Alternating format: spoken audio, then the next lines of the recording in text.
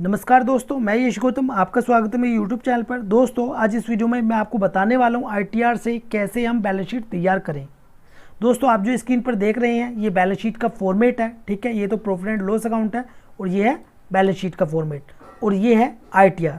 तो दोस्तों, हमें क्या करना है, आईटीआर फॉर्म को देखकर हमें बैलेंस शीट तैयार करनी है। ठीक है, तो दोस्तों इस वीडियो में मैं पूरा प्रोसेस बताने वाला हूं बैलेंस शीट तैयार करने का। तो दोस्तों, आपको ये वीडियो मिस नहीं करनी है और एंड तक देखनी है, कर सकते हैं। तो दोस्तों चलते हैं और वीडियो को स्टार्ट करते हैं। तो ये हमारी आईटीआर। ठीक है, तो दोस्तों मैं आपको बताना चाहूँगा, यदि आप खुद आईटीआर फाइल करते हैं या किसी प्रोफेशनल से आईटीआर फाइल कराते हैं, तो देखिए एक बात का ध्यान रखना है। ध्यान क्या रखना है, जो आईटीआर में ये वाला जो पार्ट होता है financial particulars of the business, ये हमें बैलेंस शीट के अकॉर्डिंग ही भरना होता है इसमें। ठीक है, क्योंकि हमारी जो आईटीआर में हमने भरी हैं चीज़ें वही हमारी बैलेंस शीट में जाती हैं।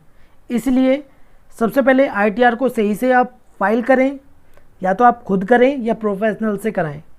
ठीक है, फिर उसके बाद तभी आप बैलेंस शीट तैयार कर सकते हैं अच्छे से।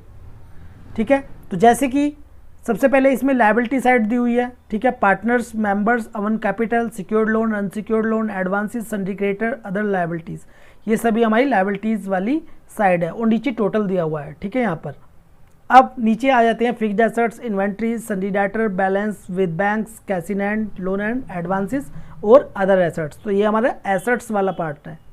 ठीक है, इसका टोटल यहाँ पर है। ठीक है, ये तो बैलेंस शीट का पार्ट हो गया। अब हम बात करते हैं प्रॉफिट एंड लॉस अकाउंट की। ठीक है, तो प्रॉफिट एंड लॉस अकाउंट का जो पार्ट होता है वो होता है जो हमारी टर्नओवर होती है, ग्रोस टर्नओवर और ग्रोस रिसिप्ट। यदि आप प्रोफेशनल्स हैं तो आपकी ग्रोस रिसिप्ट होगी, और यदि आप एक बिजनेसमैन हैं तो आपकी टर्नओवर होगी। ठीक है, तो दोनों ही इसमें फिल की जाती हैं। तो इसमें जैसे कि हमारी ग्रोस टर्नओवर जो है वो है 20 लाख रुपए। ठीक है, और इसमें जो हमारा नेट प्रॉफिट है, जो हमारी नेट इनकम है वो है 5 लाख रुपए। ठीक है, अब इसके बेस पर ही हमें प्रॉफिट एंड लॉस अकाउंट तैयार करना है। तो कैसे करेंगे, चलो मैं आपको बता देता हूँ। हम चलते हैं प्रॉफिट एंड लॉस अकाउंट पर। ठीक है, तो हमारी जो सेल है, जो हमारी टर्नओवर है वो कितनी है, 20 लाख रुपए। तो हमें यहाँ पर बाय सेल में 20 लाख रुपए डालनी है।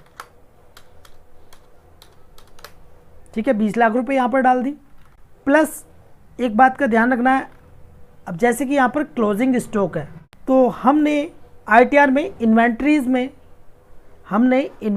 में यहाँ पर 10,000 रुपये डाला हुआ है, यानी कि ये हमारा क्या है, क्लोजिंग स्टॉक। तो 10,000 रुपये हम क्लोजिंग स्टॉक में डालेंगे।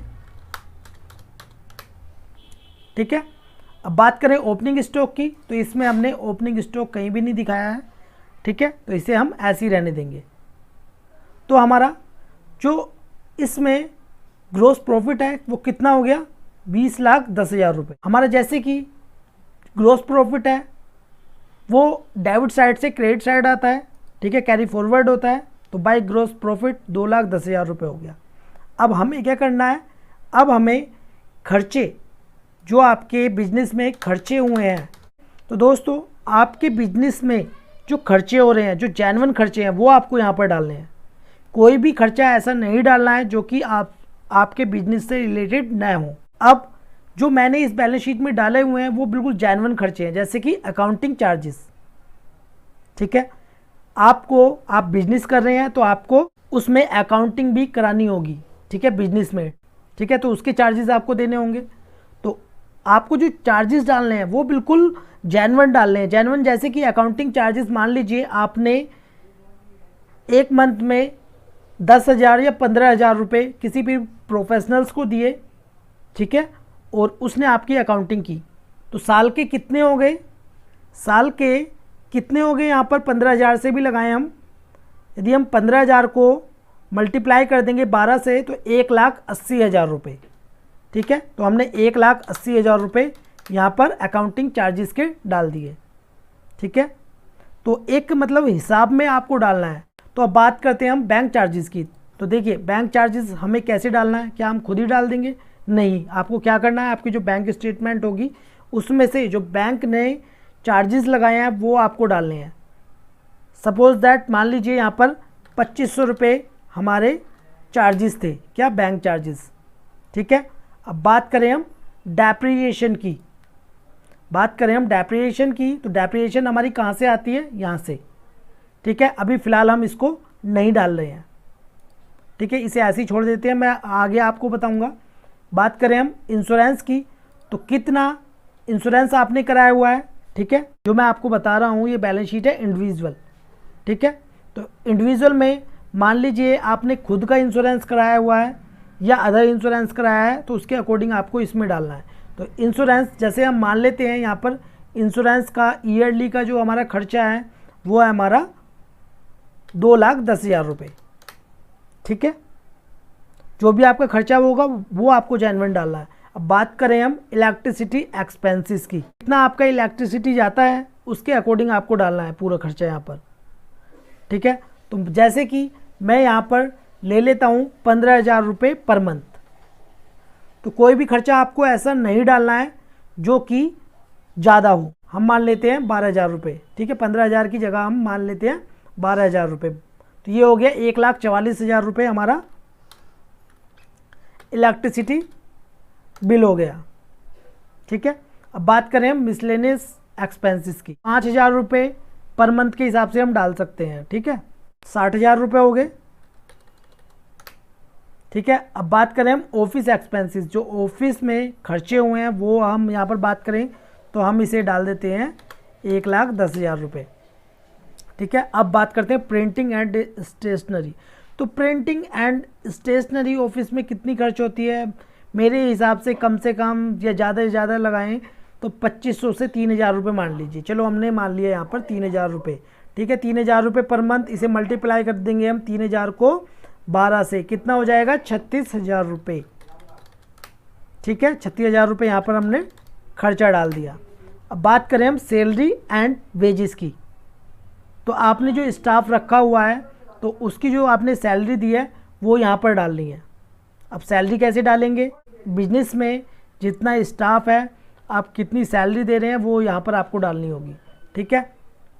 अब जैसे मान लेते हैं हम 20,000 रुपये हमारी पर मंथ की सैलरी है, ठीक है, हमने इसे मल्टीप्लाई कर दिया 12 से, तो 2,40,000 रुपये हो गया, ठीक है।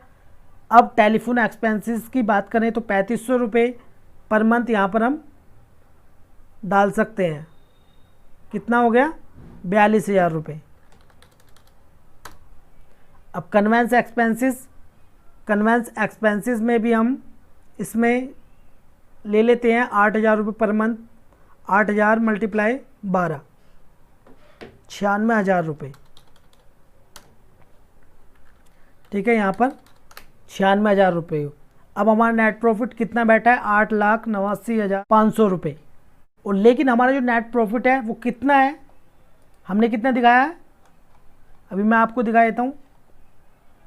अब हमारा जो नेट प्रॉफिट दिखाया हमने वो दिखाया 5 लाख रुपये, तो हमें क्या करना है, हमें ये 5 लाख रुपये करना है नेट प्रॉफिट यहाँ पर, ठीक है।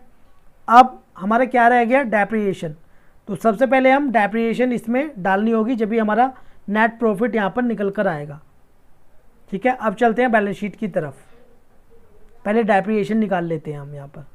एयर प्योरीफाई, एक बार हम चलते हैं ITR की तरफ, और इसमें हमारी फिक्स्ड एसेट्स हमने कितनी दिखाई है यहाँ पर 50,000 रुपये, कितनी दिखाई है 50,000 रुपये, ठीक है। तो हम क्या करेंगे, हम इसमें देखिए ये चीज़ें यहाँ से हटा देते हैं। यदि आपको अब यहाँ पर मान लीजिए फिक्स्ड एसेट्स ज़्यादा होती, यहाँ पर 5 लाख, ठीक है, 6 लाख, या आपकी इतनी डाली हुई है, तो आप क्या कर सकते हैं, मैं आपको बता देता हूँ। यहाँ पर देखिए इस ITR में नहीं डाली हुई है, बट जैसे कि एयर प्योरीफायर, ठीक है, ये ऑफिस में यूज़ होता है, ठीक है, फिक्स्ड एसेट्स है। फर्नीचर जो कि हमारी फिक्स्ड एसेट्स है। कंप्यूटर ऑफिस में यूज़ होता है, ये सभी चीज़ें, ठीक है, फिक्स्ड एसेट्स है। Inverter, CCTV camera, water dispenser, ठीक है, सभी ऑफिस में यूज़ होती है और आप जो है इसमें डाल सकते हैं। अब यहाँ पर मैं इसको हटा देता हूँ क्योंकि हमारी इस ITR में ये नहीं है। अब हमारी जो फिक्स्ड एसेट्स है वो है 50,000 रुपये। अब 50,000 रुपये ये डेप्रिएशन माइनस होने के बाद है, ठीक है। तो यहाँ पर कितनी होगी, 55,000 रुपये। इस पे हमने 10% इस पर डेप्रिएशन होगी, तो माइनस 5,000 रुपये, तो कितना हो गया, 50,000 रुपये,